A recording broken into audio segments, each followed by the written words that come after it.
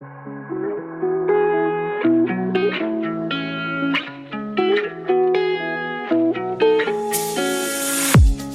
listening to an AINC original podcast. We believe you don't have to do life without a compass. Let us be your guide on this amazing journey. Welcome to Navigating Life with Vision Loss. Hello, everybody. My name is Jonathan Price. I am the podcast producer here at the Audio Information Network of Colorado. And if you're confused as to which show you are listening, no, I am not Kim Wardlow. Kim is actually in, Columbus, Ohio, I think. She is at the IAAIS convention, supporting AINC and representing us really well. So hopefully she gets out there safe and has a wonderful time. But I am going to be joined by Morten Bonde here in just a few minutes. But I wanted to let you guys know we have our hike coming up, and it's a kind of audio trekker hike coming up on August 12th. We're going to have breakfast at the studios, and then we'll kind of carpool over there, do the hike, and come back for a barbecue. So that'll be awesome. For the month of June, we are covering personal and professional development. And the last 2 weeks, we were talking with Max Ivy. And if you need to go back and listen to those shows. Those were just amazing. His story coming up through carnivals and all the things that he was able to do as a young man, and then author several, or I think one book in particular, and then does public speaking all over the country. But when we come back, we are going to be joined by Morten Bonde, and we'll get into this as we come back. So don't go anywhere. We'll be right back. This is Navigating Life with Vision Loss. If you have a question, please visit us at aincolorado.org/podcast-guest. Make sure to subscribe to all of our podcasts so you don't miss a single episode. And now, here's your host, Kim Wardlow. Morten, I think I butchered your last name. I hope I didn't. Is it Bonde or Bond? Like James Bond? I would really prefer Bond, but it's really Bonde.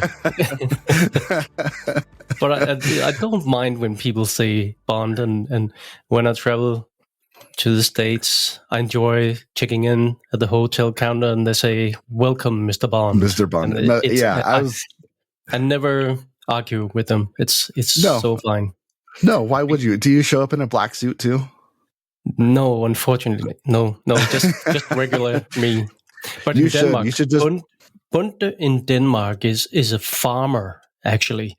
Really? So, yeah. So I think the secret agent is much more cool than a farmer. So I don't know. I like to eat, and so I appreciate farmers. Yeah, sure. You're right. So you're right. If I could live without Bond, as cool as he is, but I would prefer to eat. Yeah. But Bonde is the Danish pronunciation. Bonde. Yeah. Well, very cool. Morten, I'm so glad to have you on the show. Thanks for joining NLVL. Morten, if you guys don't know, is a motivational speaker. And in fact, I think he is the first international guest that we have had on any of our shows. So Morten, thank you. Thank you for being here with us today. Yeah, sure. Thank you. Thank you for inviting me. I'm looking forward to this. So Me too. So Morten is he cut his teeth really at Lego as a senior art director, super skilled art direction, advertising, brand development, concept development, writing and storytelling. And after his time at Lego, which we'll get into, he transitioned into some public speaking, writing. He's done a couple of TED Talks. He does speaking all over the world. You can find him at mortenbonde.dk, or to book him as a speaker if you would like to do that. So hopefully after this, we can get you some more speaking engagements and kind of talk about all of that kind of stuff. But Morten, tell us a little bit about some of the interesting stuff that you do outside of the speaking. Get us some insight as to who you are as a person. Well, right now I have been exploring my post-Lego years. I've been a senior art director with Lego Group for 13 years and decided in September last year to stop being an art director, and maybe due to my increasing blindness, I'm slowly losing my eyesight, and it was kind of difficult, and became more and more difficult to be an art director. And so since that, I have been exploring, looking to find a life, a new identity, figuring out what I am if I'm not a senior art director. And so it is writing, it is speaking to clients, it's speaking to companies about I actually call it now, my concept here is to find inner peace in outer chaos. So helping people to navigate this crazy world that we live in right now, how to create a peace inside when the outside is going crazy.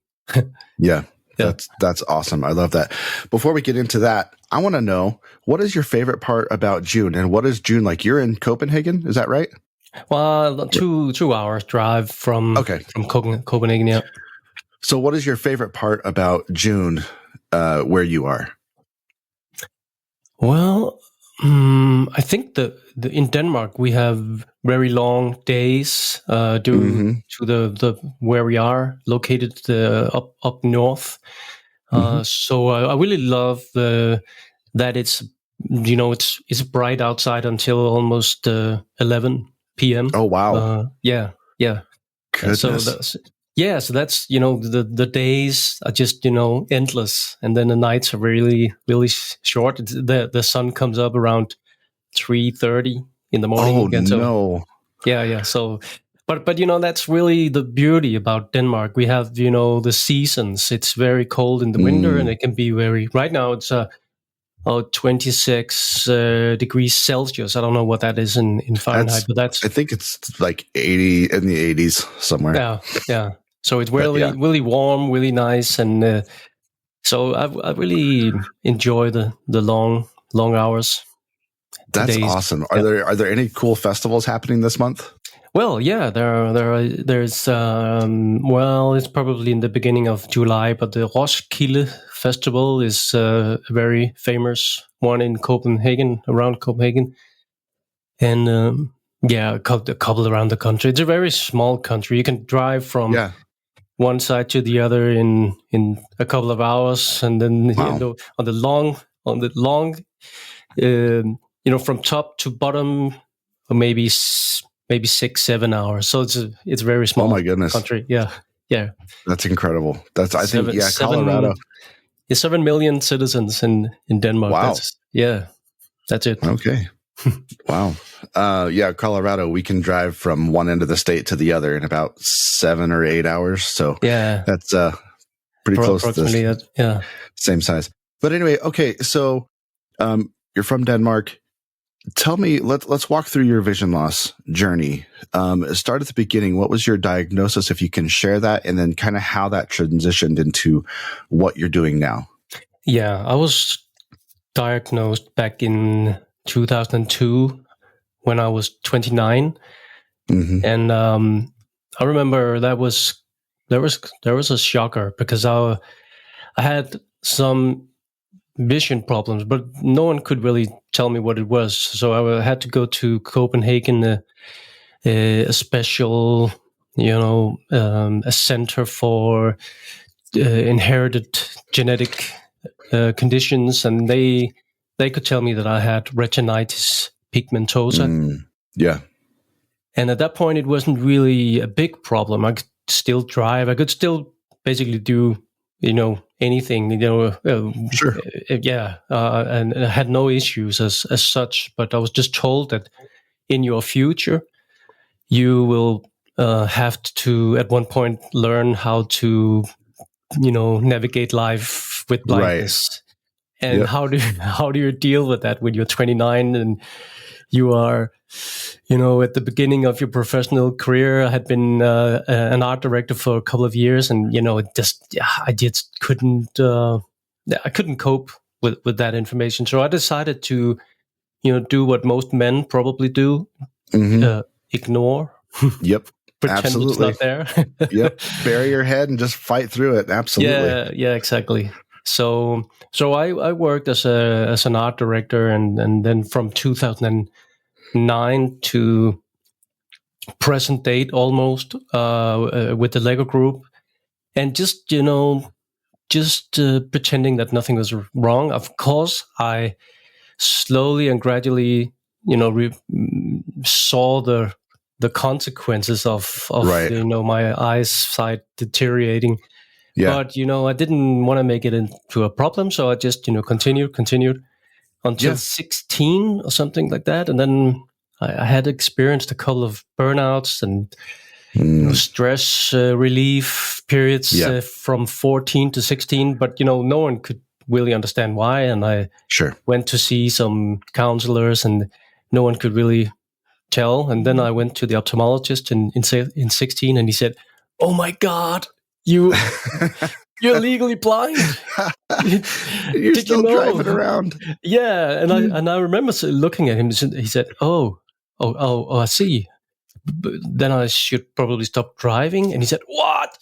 Are you are you in, are you insane? Are you driving?" And Oh my I gosh. couldn't. I just created so many strategies to cope, to just see with what I had to see with. So Right. so I didn't really notice it myself until I was told, and then of course I knew. But admitting that would be sort of okay, handing in my driver's Right.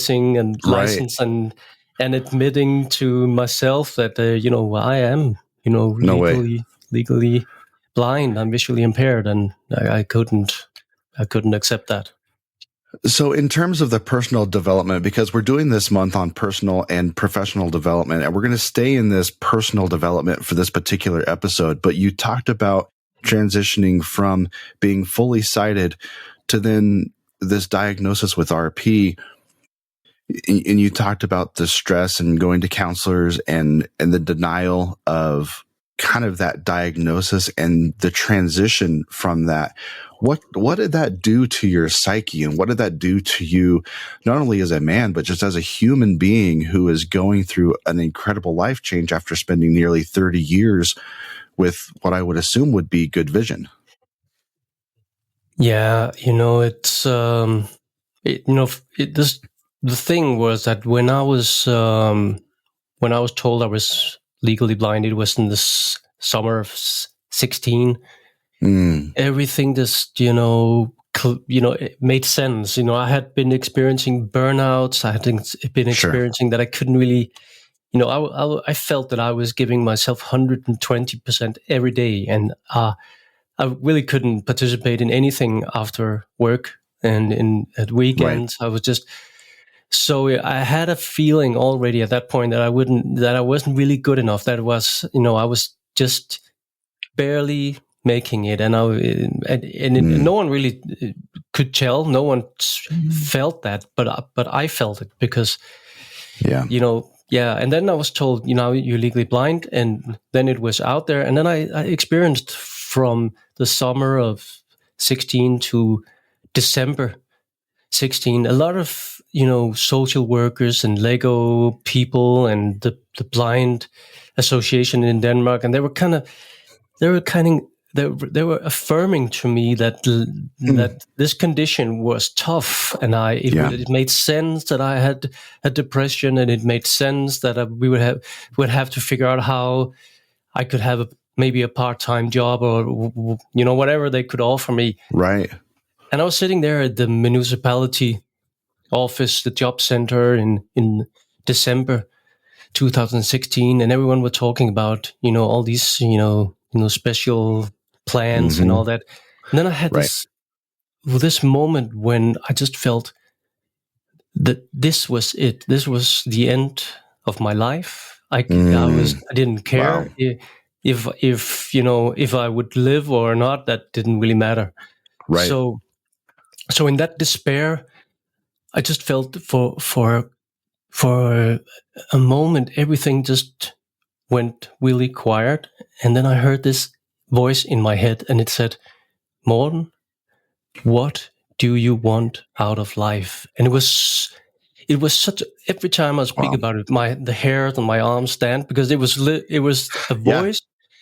And I just got out of the chair and I said, everybody, sorry, this meeting is over. I have to figure out what I want to do with my life. And that's from there. I really didn't look back. That was when I started asking myself questions about, okay, this is your life now. How can I somehow live with this? You make it my ally, make it into a strength instead of seeing it as a limitation. So that's when the journey I call my journey from hopelessness street to possibility road, it started right there. Yeah. So I'm assuming that you would call that thought that you would have the catalyst to your mindset shift, moving from the Lego to the public speaking, or was there another circumstance that would go along with that made that shift possible? There were a couple of others, and you know the thing about storytelling, you know, and I'm a professional storyteller. Right. It is you create a narrative, and yes, someone once said that, you know, about 50% of what you experience and what you share, what you tell yourself and other is simply not true. You just make it up because we can't recollect, we can't memorize everything. So we create a sort of a narrative. We tell a story, and now it's starting to become a little hazy what really happened, because I created a story around this journey. Interesting.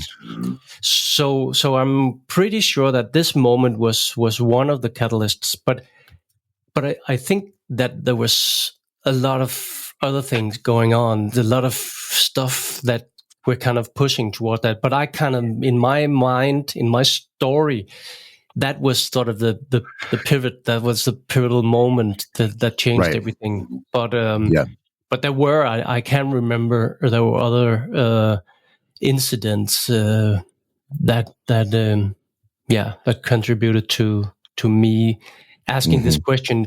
You know, the question was that, no, if I can't change the blindness, can I somehow change my perspective on becoming blind? So this story that I was telling myself about being a blind person or being a nearly blind person, could I somehow change that into something else, so it would be automatic for me to think and feel in a different way than despair, darkness, nothing for me to, you know, all that that really didn't help me or wouldn't help anyone. So how could I become the alchemist of my brain chemistry? And absolutely, that was it. That was the intention. So with your vision loss, how far along are you in the RP? Is it completely gone, or do you have some vision? Yeah, I have 3 degrees of vision. So it is literally looking through a tunnel, but I'm not entirely blind. You know, if you imagine a donut being put in front of you, so I have a central vision of 3 degrees, and then you know, out at approximately 50 degrees, I have vision, peripheral vision. Yeah, so I'm kind of lucky, because then I can navigate fairly okay, but it's becoming very difficult for me. That's the reason why I'm legally blind, because when I'm working, if something is in front of me, you know, everything disappears. I can't find, you know, I have to be really structured, because when I put down a pen and look the other way, and then I have to find the pen again, I'm, you know, spending, So everything is so, you know, it's there's a lot of work in navigating, like normal people would, like looking at the screen, finding the mouse cursor. You know, there's so many things. So you spend a lot of energy doing fairly simple things, and interesting. But then I can walk take a walk, and then I can see a sign 200 meters down the street, and because Wow. my central vision is still sharp on my right eye and not so much on my left eye. So that's odd. That's really weird for people. That's a very weird dichotomy. Yeah, it is. And yeah. So when people, what do people need to realize about changing their mindsets? Where do you start? I know you have a couple of thoughts in your speeches and your presentations.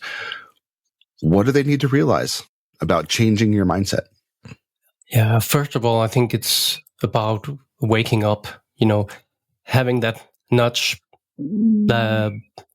by life, having that moment where you sort of stop from the everyday hustle and bustle and just realize that whoa, this is life in this moment. I'm living now, and we rarely do that because we always have things to do.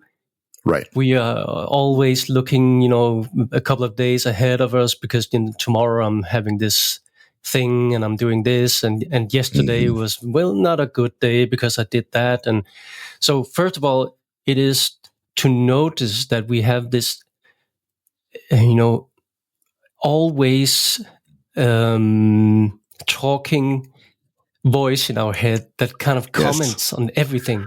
Everything is being labeled and named and categorized, and we normally, it's normal for people to do that totally and 100% automatic. So without noticing that, you just mentioned in your mind that this person over there, he looks stupid, or he is this, or she is that, and this situation, or the bus is late again, those stupid, whatever, all that, it just comes automatically. So the first thing those is limiting thoughts.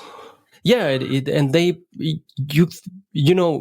first up, you think that it makes you feel good, that you can, get it out of your system. You can blame someone and you can say all that, but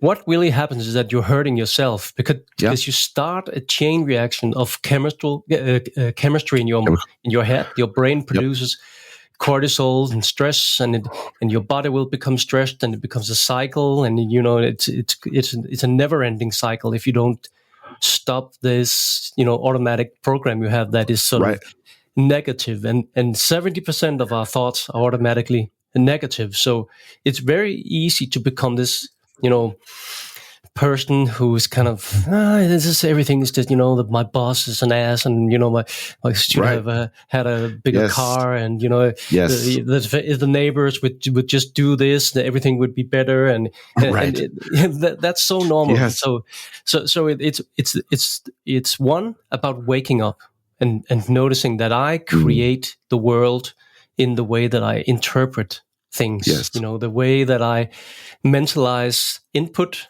and process it in my brain, and then I react to what it is that I experience. So if you can stop this process by bringing in awareness in the moment, you have a chance to stop this very efficient autopilot from just reacting to what is happening. And that's where you start. So it's not about coming up with big life goals. It's really about tending to this moment right now, and you should actually see the fulfillment of your goal in what it is that you are doing right now. In a micro way, you have this feeling that I'm approaching what it is that I want by doing this act right now. And I feel joy from doing this, what I'm doing right now. It's not a means to an end. It's simply now. It's all that is now in this moment. So with your, I guess, mindset now shifted, you had to change your thinking in some way about becoming blind. What happened in your mindset? How did you change that thinking? You were there for 30 years. Almost. Yeah, that's what the book is about, because I started becoming obsessed by consuming knowledge. So I started listening to everything that I could get my hands on in the area of self development. Biology. How does the mind work? How does it impact my system when I think a thought? And I just became a self-taught expert on a lot of things, in my way. So there are probably many holes in my knowledge, but I was doing it for myself. So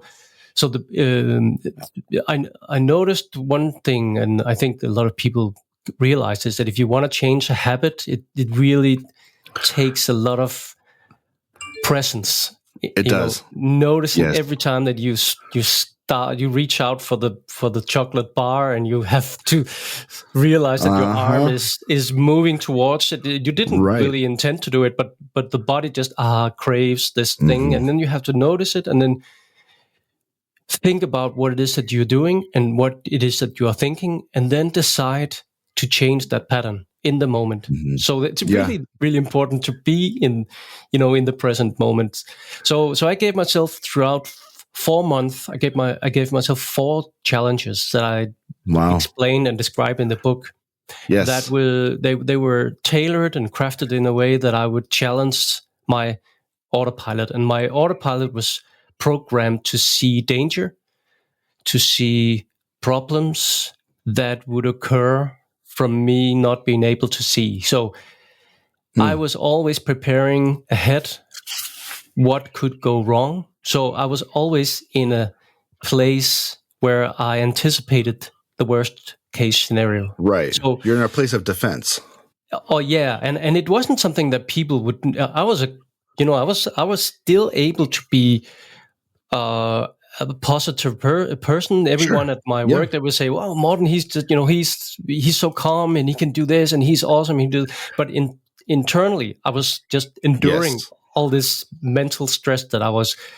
I had a constant battle with the present moment, because I was always seeing that this is going to end very bad because I won't be able to see that, and I won't see this guy that is waving at me, and I won't, and I will tip over the glass of the glass of water again, and so the first challenge was my 30-day stop swap thought month. Okay. And I had to notice every time for 30 days. I had to notice every time that my inner voice would say that this is shit. Well, this is bad. Or this is whatever. Yeah. And then I had to say stop, swap thought. And in the moment, people say, but it sounds so, you're just running away from your problems and you're creating a happy whatever. But in reality, it's about stopping the autopilot, stopping what you're doing right now, taking a deep breath, creating that little space between impulse and reaction. So instead of having a reaction, I'm responding to what is happening to me. So in the moment, I would say, stop, swap thought. And then the whole exercise was about to, realizing that I was doing something different now for the benefit of my life. So when I saw that I was, arguing with the moment or saying that something was bad, when I noticed, I had to give myself a huge warm hug, and I say to myself, well, way to go, Morten. That was awesome.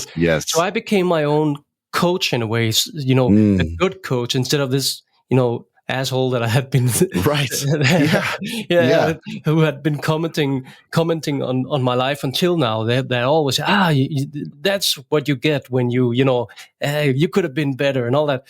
So we've all had those coaches. Yeah, and I had to realize every time that when the bad coach was there, I have to sort of give him a hug too and say, you've been doing well. You have kept me alive for all those years, but now I'm gonna choose a new strategy, and I'm gonna introduce this new coach, and he's just giving hugs all the time, and he's just yeah. So for 30 days I would do that, but also always with this loving kindness towards myself, and Sure. yeah. So that was what I realized was that it doesn't really take that long. After 2 or 3 weeks, it became sort of natural for me to Right. recognize when I was playing the old tape with the grumpy, and everything Yes. is going south tape, and I could sort of stop it and say, no, I'm not going to go there. So that's challenge number one. The stop and swap is challenge number one. I'm only going to ask you to do one more because I want you to promote your book, because the 4 challenges are in your book. Yeah. And so I want to give a teaser. What's the other challenge? Or I guess of the 3 remaining challenges, what is the most important one to you? I think the third challenge was about getting a new relationship with the word limitation. And Wow. I always had when I was in a problem and I needed help, I was too proud to ask for help. Sure. I felt it was embarrassing to say to someone, I can't find the door handle. Can you help me? And they looked at me because I can see and I can't see. And they would say, Are you kidding me? What's going on? So I would always stand in a problem that I could actually have, gotten help from. Sure. So the third challenge was to do something totally crazy that you wouldn't normally do if you were a normal, sane person. I'm saying that because from my perspective, lying down on the sidewalk in the middle of rush hour with hundreds of people around me walking by, and just lying there flat on my back, counting to 30, just smiling and enjoying it, that was a crazy idea. But I wanted to see how my inner system would react to the stress that I would give it if I did something that was inappropriate, but by whose standards. Yeah, exactly. So the third challenge was about going up against that voice that tells you, oh, you can't do this, or you shouldn't do that, or people will think this, and then just do something that is that's not normal, just asinine, but I'm gonna do it. Yeah. Yeah. Jeez. I know that sounds like something that's so simple would just be to go lay down in a public area and just let people walk around you and see how many times you get stepped on. I mean, that's not like a super, I mean, it can be super dangerous, but it's more of a awkward limitation than it is a physical manifestation of like doing something creative. Like, to me, when I think of doing something stupid or crazy, it's like jumping out of a plane without a parachute, while the other guy has the other parachute. Yeah. the parachute thing was the second one. Oh, well, okay. Well, we'll give you 3 of them. We're not going to give you the 4th one. Don't give him the 4th one. We'll wait until next week. We want to get your book out there. So tell me a little bit about the book that you've written and how can people get a hold of it? Well, the book is called Sentenced to Blindness. Now What? A Journey from Hopelessness Street to Possibility Road. And it is, it is sort of a memoir. And then it's also, a tool book for people who want to, who feel that they're kind of stuck in life. They have this, feeling that they could do more. They could, they could be, they're just not happy, but don't know why. Mm-hmm.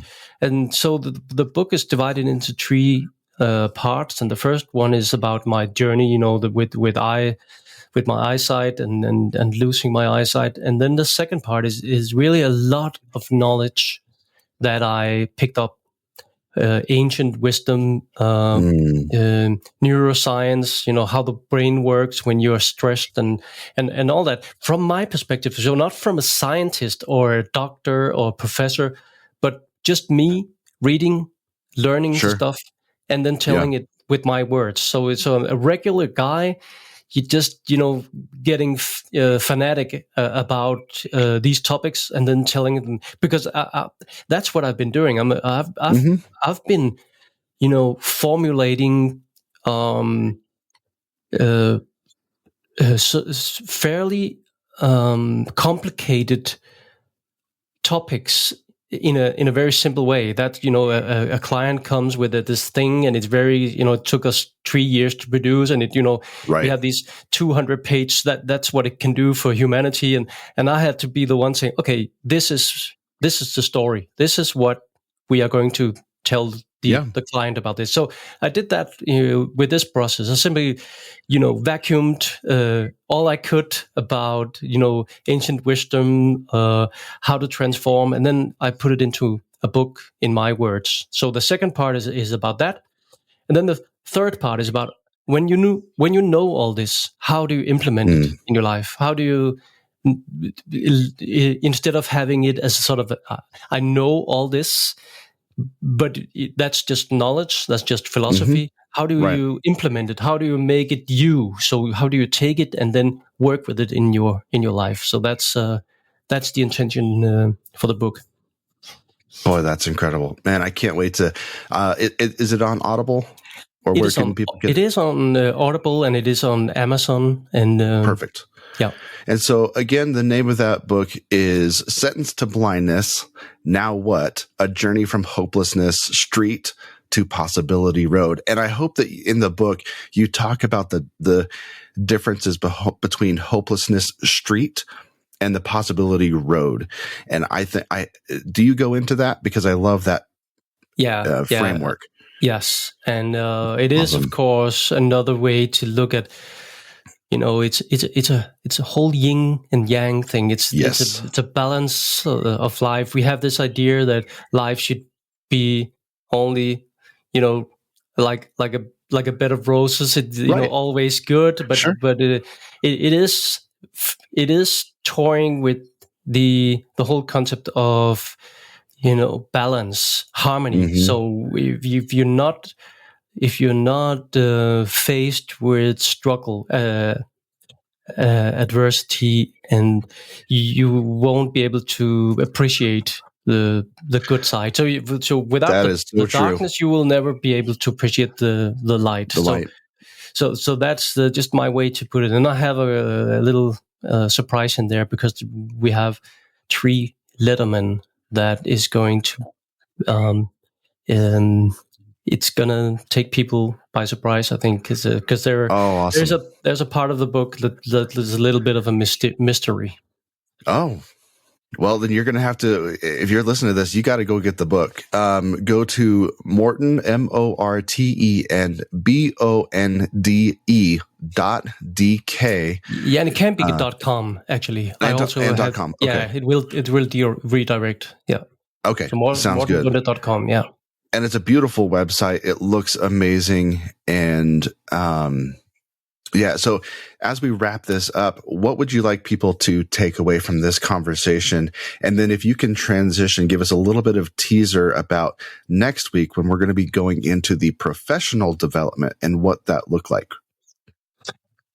Well, I think the most important thing from what we have been talking about today is to you know, wake up, you know, get to that point where you realize that there's something in my life that doesn't work, or and then the first step is simply to recognize that, instead of having that bad feeling, or that you know, pit in your stomach, then you notice that there's something, and then act upon it. And then it's, you know, that's the first part. And a lot of people, I also always refer to the Matrix, the movie. They're in the Matrix. Yeah, they're in the Matrix. They just live there, and then, you know, there is this Neo guy. He noticed that there's something, and he's been